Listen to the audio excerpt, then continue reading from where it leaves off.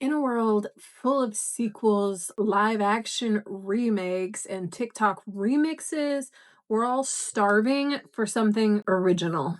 And here's the twist: the secret to originality is not chasing the next big trend, it's boredom. Bored as she. Where it feels like everything is a remake or a sequel and we're all craving originality, it makes sense that we retreat back into the fertile ground of creativity, boredom. Picasso didn't invent cubism by triple screening Netflix, Fortnite, and his group chat.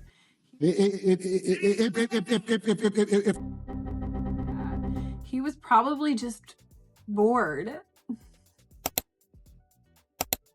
So today we are overthinking the joy of missing out and why boredom might secretly be the greatest creativity hack that we've been ignoring. Okay, so why is boredom so good for us? Enter the default mode network. I know it sounds like a lot. Now, quick disclaimer, I am not a neuroscientist or a doctor or any kind of lab-coated professional. I am just an avid Googler who loves to get lost in like really nerdy articles. So I am just here to give you the gist. If you want full understanding, you're gonna have to go on that journey on your own. So basically, when your brain isn't focused on an outside task, no emails, no scrolling, no TikTok dance tutorials, it flips into this default network. All right, brain. You don't like me and I don't like you. But let's just do this and I can get back to killing you with beer. That's the part of your brain that handles daydreaming, self-reflection, and like connecting random dots. And studies back this weird brain network up. One study done in 2015 found that the default mode network is directly linked to creative thinking because it lets your mind wander and it also remixes old ideas into new ones. It's like a little recycling can for your brain. You get more use out of some of those ideas you've been carrying around.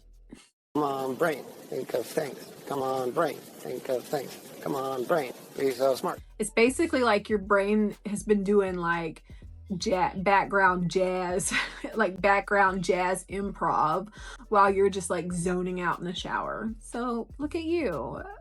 No wonder you're tired. You like jazz?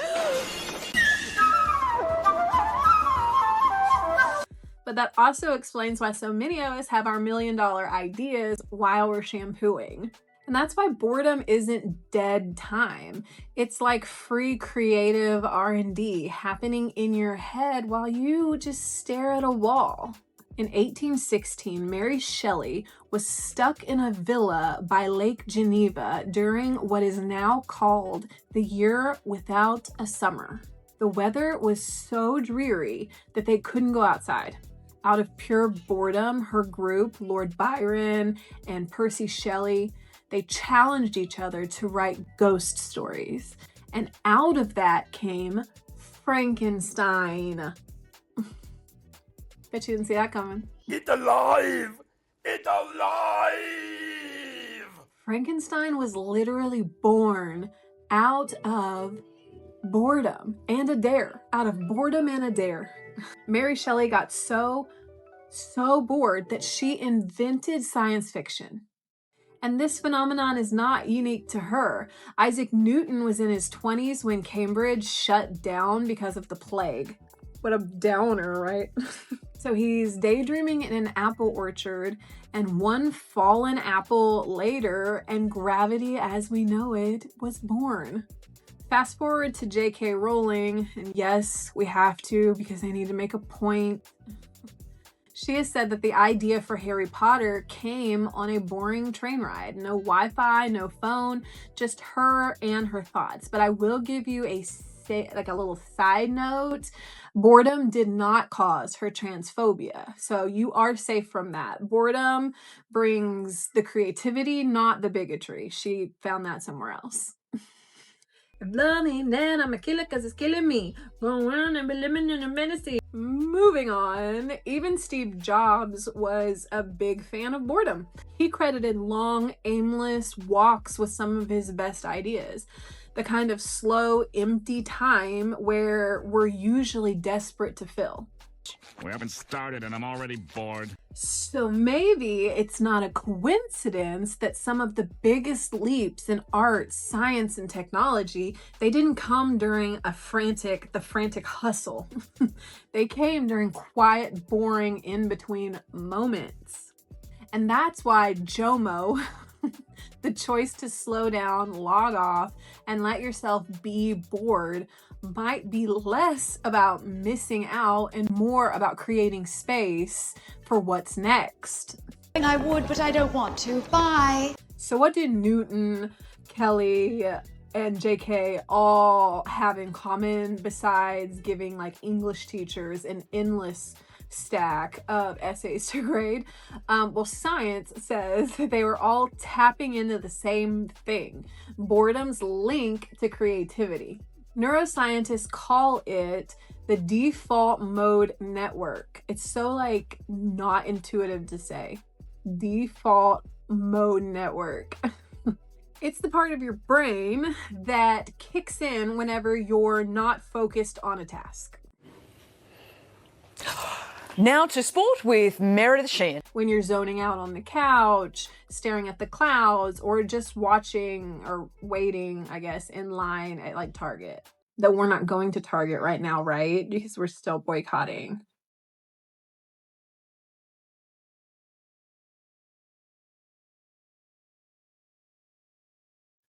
Good. But once you've entered this mode, that's when the brain starts free connecting ideas, like, you know, that background jazz improv session I mentioned earlier.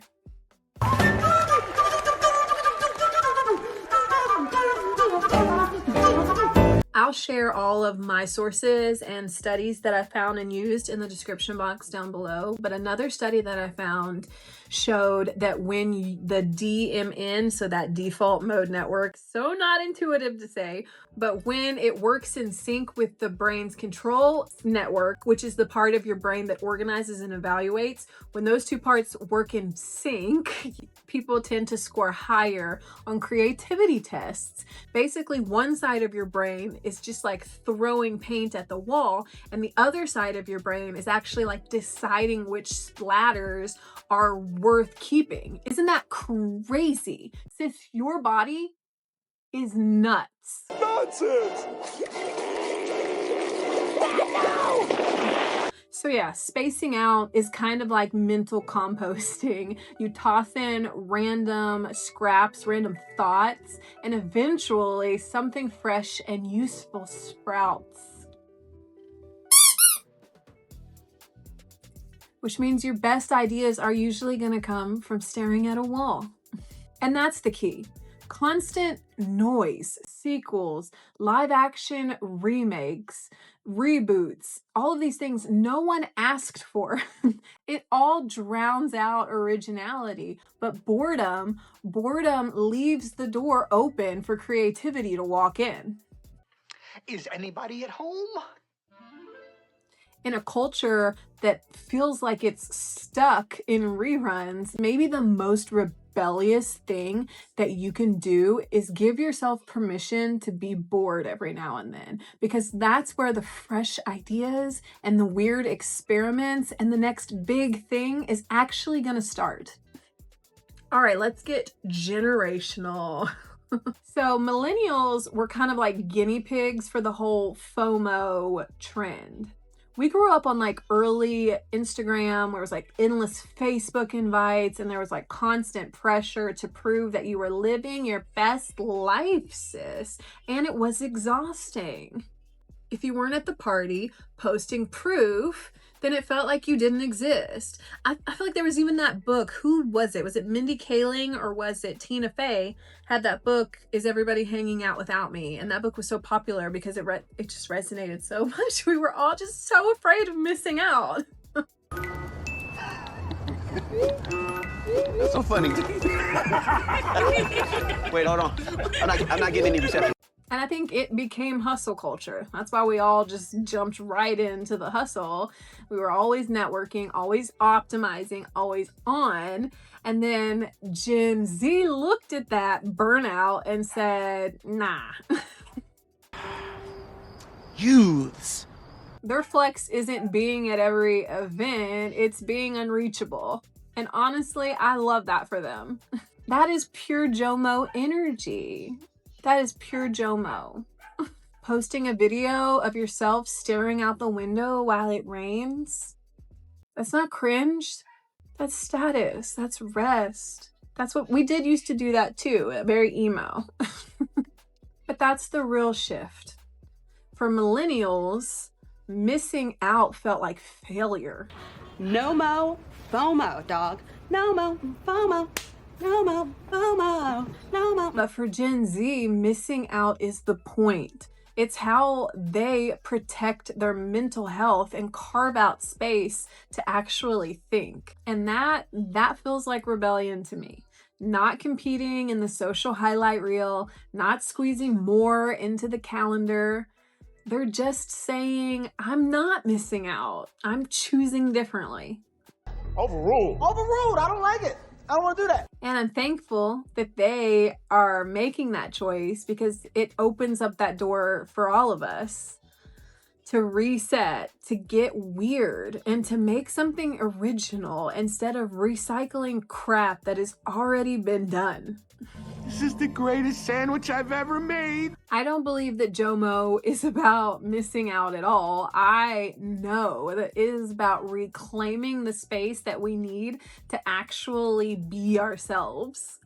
The culture tells us to fill like every second, keep hustling, to join every trend. But boredom is just the reset button. It's the space where weird ideas get to grow, where originality sneaks back in. I have made fire! I have made fire! And I've felt that myself on the weekends where I've put my phone down or even just, stare out the window and watch my kids play. It's those moments when I have my creative sparks. That's when they show up. Not when I'm grinding, not when I'm doom scrolling, but when I take a moment and give myself permission to just be. So if you've been feeling that burnout, that sense that everything's just a sequel or a rerun, maybe boredom is the cure you didn't know you needed, and maybe choosing JOMO, choosing to miss out, is how you start writing something original of your own. What's the most creative idea that you've had while bored? Drop it down below. I want proof that I'm not the only one getting like $1 million ideas in the shower. And I didn't say we are going out executing all these ideas because I don't have $1 million, but I know I've had some $1 million ideas. FOMO is one of the loudest villains in our culture, keeping us busy, anxious, and disconnected. But JOMO, that's rebellion. And that's exactly what we're building over at Revival Routines. And with my newsletter, You Needed This. We're building a community of people choosing rest over hustle, joy over fear. It's where we make space to dream, to breathe, and to actually create something that lines up with our values. If you're ready to join the rebellion, then the link is down below. Come and trade that FOMO for JOMO with us. The newsletter is completely free to sign up and to get it every week in your inbox. Thanks for taking a moment to overthink FOMO and JOMO with me. I know how busy you are. Why don't you go take a nap? You deserve it.